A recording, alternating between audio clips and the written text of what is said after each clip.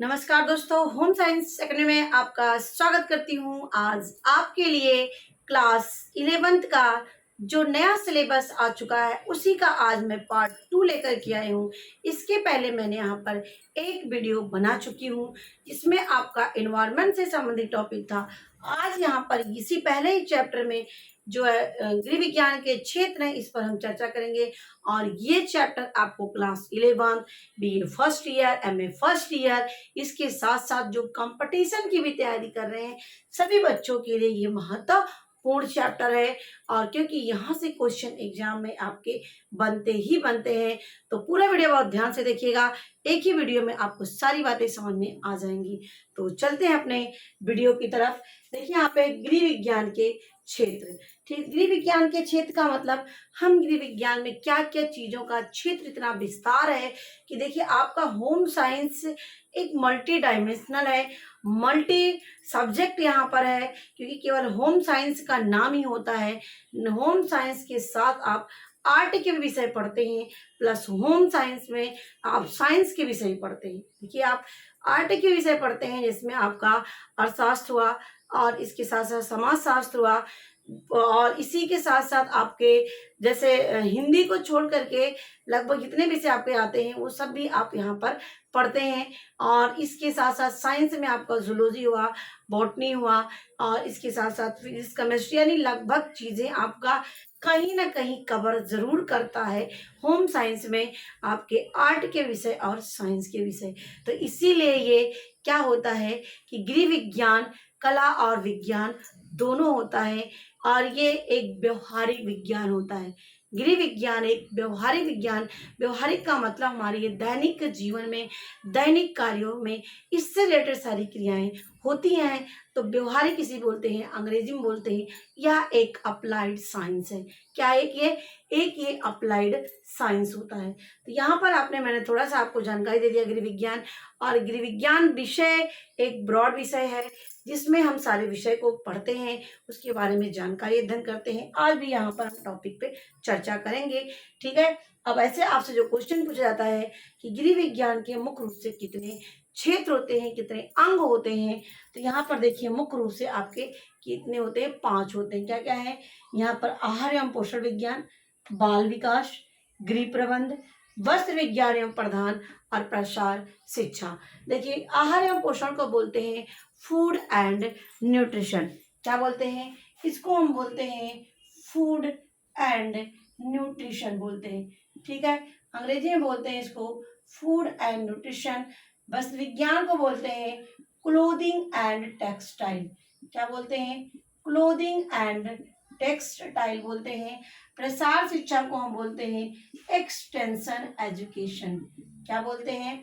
Extension education बोलते हैं, ठीक है। ये मुख्य रूप से इसके नाम है। बाल विकास को बोलते हैं चाइल्ड डेवलपमेंट। क्या बोलते हैं? चाइल्ड डेवलपमेंट कहते हैं। और गृह प्रबंध में हमारा होता है होम मैनेजमेंट। क्या होता है? Home management. तो ये आपके 5 ब्रांच है। इस पांचों ब्रांच से आप चीजों को पढ़ते हैं और इनका एक अपना अपना ब्रॉड क्षेत्र होता है। अपने अपने एक क्षेत्र को लिए है, एक विस्तार क्षेत्र इसका है। अब इनको बारी बारी से यहाँ पर हम चर्चा करेंगे। तो पहला हमारा आता है आहार एवं पोषण विज्ञान।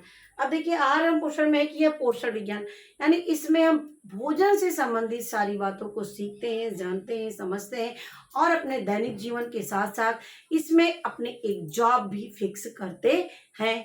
तो देखिए यहाँ पर पोषण विज्ञान में हम जानते हैं डाइट, किस रोगी को कौन सा भोजन देना है, शुगर के रोगी को, हार्ट के रोगी को, किडनी के रोगी को, पाचन संबंधी रोग के लिए कौन कौन सा उनको डाइट देंगे, ठीक है। सामुदायिक पोषण का मतलब एक कम्युनिटी है, वहाँ पे कुपोषित बच्चे हैं, एक कम्युनिटी है, यहाँ पर कुपोषित बच्चे हैं, उनको कैसे देखभाल करनी है, क्या क्या उनको डाइट देंगे, वो अंडर वेट है, ओवर वेट है, इनको कैसे हम उनकी इलाज करेंगे, कैसे उनकी जांच करेंगे, सारी चीजें हम सामुदायिक पोषण के में चर्चा करेंगे। देखिए इसमें जितनी टॉपिक मैंने यहाँ पे लिखा है सब एक एक चैप्टर अपने हैं, ठीक है, एक एक चैप्टर ये दिए गए हैं, ठीक है। भोजन कैसे बनाया जाता है, भोजन कैसे परोसा जाता है, भोजन को कैसे परोसने के बनाने के कौन कौन से तरीके होते हैं, किन किन बातों का हमें ध्यान रखना है, ये सब चीज़ों को हम आहार एवं पोषण में जानते हैं।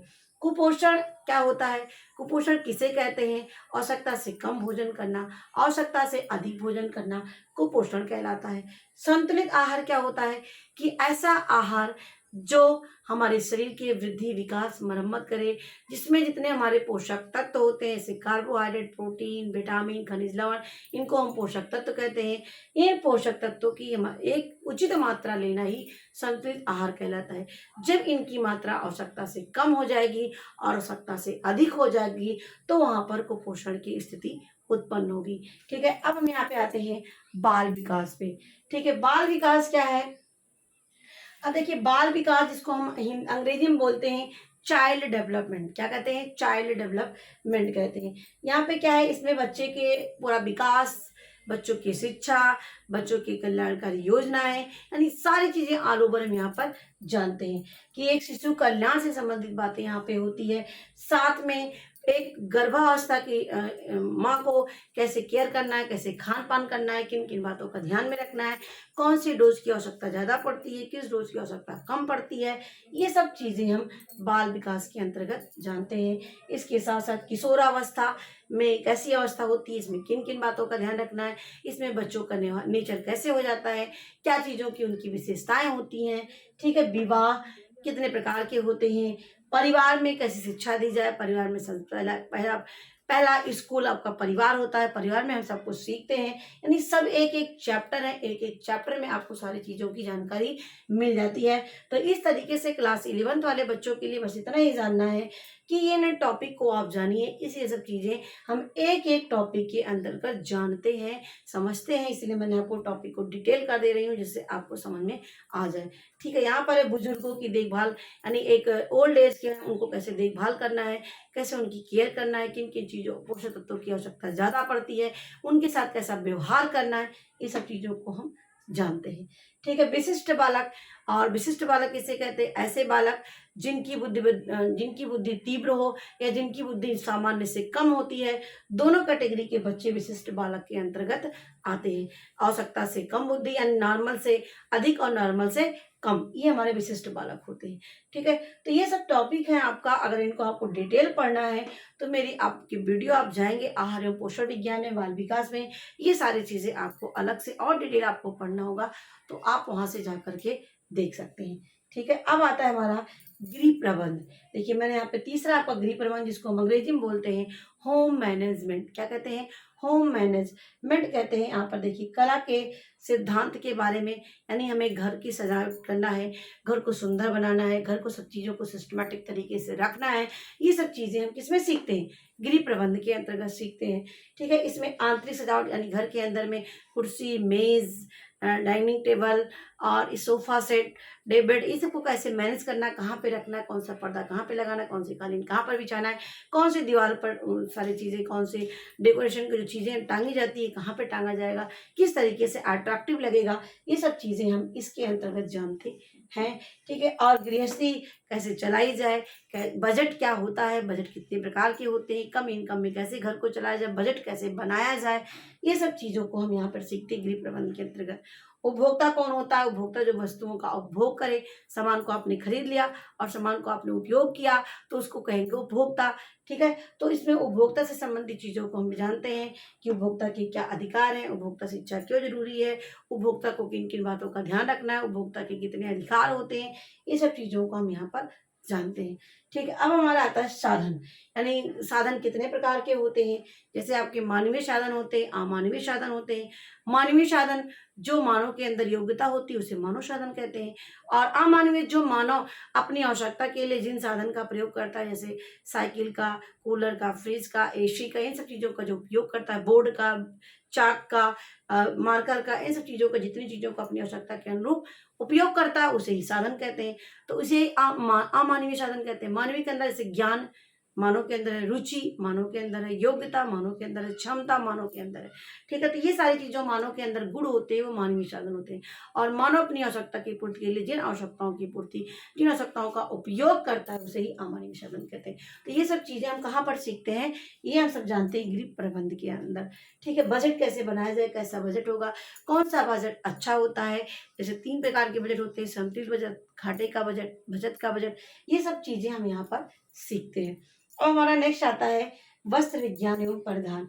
अब देखिए वस्त्र मत से ही पता चल रहा है किस प्रकार के वस्त्र कैसे बनते हैं, कितने प्रकार के रेशे होते हैं, प्राकृतिक रेशा कौन सा होता है, मानव निर्मित रेशा कौन से होते हैं। ठीक है, डिजाइन क्या है, फैशन क्या है, किस प्रकार के कपड़े पहना जाए, कौन से कपड़े अधिक लंबाई वाले को पहनना है, कम लंबाई वाले को पहनना है, छोटे को पहनना है, बड़े को पहनना है, हाइट कम को कैसे पहनना है, यानी ये सब चीज़ों को हम इस वस्त्र विज्ञान के अंतर्गत जानते हैं। सिलाई, कढ़ाई, बुनाई, ये सब चीज़ें हम किस में जानते हैं, वस्त्र विज्ञान के। कपड़े की रख रखाव कैसे की जाए, कपड़े को कैसे प्रेस किया जाए, और ड्राई वॉश क्या होता है, ड्राई वॉश में कैसे कपड़े को दिया जाता है, ये सब चीज़ें हम किस में जानते हैं, वस्त्र विज्ञान एवं परिधान के अंतर्गत जानते हैं। यहाँ पर मैंने 4 टॉपिक पढ़ा दिया, यानी 4 ब्रांच के बारे में आपको बता दिया। अब हमारा 5वां ब्रांच है प्रसार शिक्षा। क्या है, प्रसार शिक्षा। प्रसार शिक्षा में हम जानते हैं कि ये जो स्टूडेंट या जो लोग अपने किसी काम में लगे हुए रहते हैं एज अ रूरल पीपुल, क्योंकि ये गांव ग्रामीण लोगों के लिए शिक्षा होती है, तो गांव के लोग जो किसी काम में, पशुपालन में, किसी उद्योग में, किसी खेती में, किसी भी काम में लगे होते हैं, ऐसे लोगों को पढ़ाना, ऐसे लोगों को जो काम कर रहे हैं उससे संबंधित उनको ट्रेनिंग देना ही प्रसार शिक्षा कहलाती है। ठीक है, अब इसमें क्या है, सामुदायिक सेवा कराई जाती है, उनको ज्ञान शिक्षण दिया जाता है, प्रशिक्षण दिया जाता है। अनौपचारिक सेवा, अनौपचारिक शिक्षा क्या होती है कि जो काम कर रहे हैं उसी संबंधी उनको बातों को बताना, अनौपचारिक सेवा होती है, अनौपचारिक शिक्षा होती है, जिससे वो अपने काम को और अच्छे तरीके से करें, जिससे उनको धन की प्राप्ति अधिक हो। ठीक है, शिक्षकों को तैयार करना इसमें कि, और इसके साथ साथ लघु उद्योग संबंधी जानकारी भी उनको दी जाती है, यानी इसमें शिक्षण प्रशिक्षण का काम कराया जाता है जो किसी काम में लगे हुए होते हैं, चाहे वो अनपढ़ हो, चाहे वो शिक्षित हो, चाहे छोटे हों, बड़े हों, यानी जो भी इच्छुक हैं, जो भी करना चाहते हैं ट्रेनिंग, उनको आप पढ़ा सकते हैं, ट्रेनिंग दे सकते हैं। अब आता है हमारा अन्य क्षेत्र के अंतर्गत। देखिए हम इस होम, क्योंकि मैंने बताया कि होम साइंस एक मल्टी डायमेंशन होता है, मल्टी सब्जेक्ट इसमें होते हैं, तो हम लोग यहाँ पे गृह गणित भी सीखते हैं। क्रय क्या है, विक्रय क्या है, प्रतिशत कैसे निकाला जाता है, लाभ हानि कैसे जानेंगे, दशमलव का सवाल, और लीटर मीटर क्या होता है, ये सब चीज़ें हम यहाँ पर गृह गणित के अंतर्गत जानते हैं, जिससे हमें बजट बनाना हुआ, कोई चीज़ खरीदना हुआ, कोई चीज़ का लेन देन करना हुआ, हम उसको आसानी से कर सके, कोई समस्या ना हो। ठीक है, स्वास्थ्य रक्षा। अब देखिए यहाँ पर परिवार सदस्यों की देखरेख कैसे करनी है, किस रोग में कैसा इलाज किया जाएगा, ये सब चीज़ें हम स्वास्थ्य रक्षा के अंतर्गत जानेंगे। संक्रामक रोग क्या है, जो छुआछूत के माध्यम से फैलते हैं, जो एक दूसरे के संपर्क से फैलते हैं, उन्हें संक्रामक रोग कहते हैं। किन किन माध्यमों से होता है, जल से होने वाले कौन से रोग होते हैं, वायु से होने वाले कौन से रोग होते हैं, ये सब हम किस में जानेंगे, स्वास्थ्य रक्षा के अंतर्गत जानेंगे। ठीक है, अब यहाँ पे तीसरा आता है हमारा प्राथमिक चिकित्सा। सबसे पहले जानते हैं प्राथमिक चिकित्सा किसे कहते हैं। तो प्राथमिक चिकित्सा किसे कहते हैं, जैसे डॉक्टर के यहाँ जाने से पहले जो हम इलाज कर लेते हैं घर पर, उसे प्राथमिक चिकित्सा कहते हैं। जैसे अभी आपको घर पे चोट लगी, आप ब्लड निकल रहा था, आपने पट्टी बांध दिया, या आपको फ्रैक्चर हुआ है थोड़ा सा, आपने टेक दे करके, टूर्निकेट लगा करके आप डॉक्टर के पास गए, बहुत खून निकल रहा है तो पट्टी बांध दिया। तो कहने का मतलब डॉक्टर के पास जाने से पहले जो हम इलाज करते हैं घर पर, उसी को हम क्या बोलते हैं, प्राथमिक चिकित्सा कहते हैं।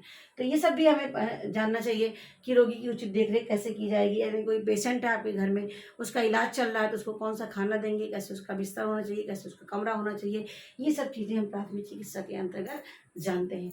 ठीक है, श्वास गति, जैसे किसी का चेक करना है, उसकी बुखार को चेक करना है दिन भर का, उसको एक डाटा आपको मिलता है, तापमान चेक करने का, कितना बढ़ रहा है, घट रहा है, कि सामान्य है, ये सब की चार्ट बनाया जाता है। तो ये सब चीज़ें हम प्राथमिक चिकित्सा के अंतर्गत जानते हैं। आकस्मिक इलाज क्या होता है, आकस्मिक का मतलब अचानक कोई घटना, दुर्घटना घट जाए, उस समय क्या इलाज कैसे करना है, ये सब चीज़ों हम प्राथमिक चिकित्सा के अंतर्गत जानते हैं।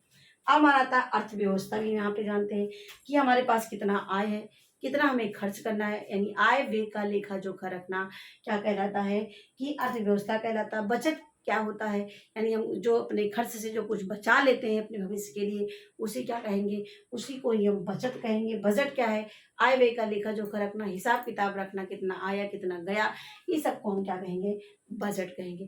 तो इतने और भी क्षेत्र हैं आपको जो अन्य क्षेत्र में आते हैं। ये आपके मुख्य 5 क्षेत्र होते थे। क्या क्या है? पहला आपका आहार एवं पोषण विज्ञान है, दूसरा बाल विकास, तीसरा गृह प्रबंध, चौथा वस्त्र विज्ञान और पांचवा आपका प्रसार शिक्षा। अन्य क्षेत्र में हम देख लेते हैं गृह गणित, स्वास्थ्य रक्षा, प्राथमिक चिकित्सा और अर्थ व्यवस्था। अब यहाँ पर ये मैंने लिखा है कि रोजगार के भी क्षेत्र में होम साइंस का बहुत ही ब्रॉड एरिया है। ये एक लेडी, एक स्टूडेंट यदि होम साइंस की परफेक्ट है तो उसको हर क्षेत्र में उसको जॉब की संभावना ज़्यादा हो जाती है। हर क्षेत्र में वो जा सकती है, अधिकारी भी बन सकती है, शिक्षक भी बन सकती है, इंजीनियर भी बन सकती है, डायटीशियन भी बन सकती है। देखिए यहाँ पर है आपका शिक्षक के रूप में काम कर सकती हैं, ठीक है। अनुसंधानकर्ता ने रिसर्च, नई नई चीज़ों पे रिसर्च करके भी काम कर सकती हैं। डायटीशियन यानी कौन से रोगी कौन सा भोजन देना है, वो डायटीशियन का काम कर सकती हैं। नए नए जो फैशन डिजाइन, कैसे कपड़े बनाए जाए जो लोगों को अच्छा लगे, अट्रैक्टिव लगे, वो फैशन डिजाइनर भी बन सकती हैं। प्रसार अधिकारी बन सकती हैं, यानी CDPO का जो पोस्ट होती है वो भी बन सकती हैं। एक्सटेंशन वर्कर एज बन सकती हैं, ग्राम सेविका बन सकती हैं। तो ये सब प्रसार अधिकारी के अंतर्गत है। ये CDPO यानी chief development programme officer, chief development programme officer होते हैं।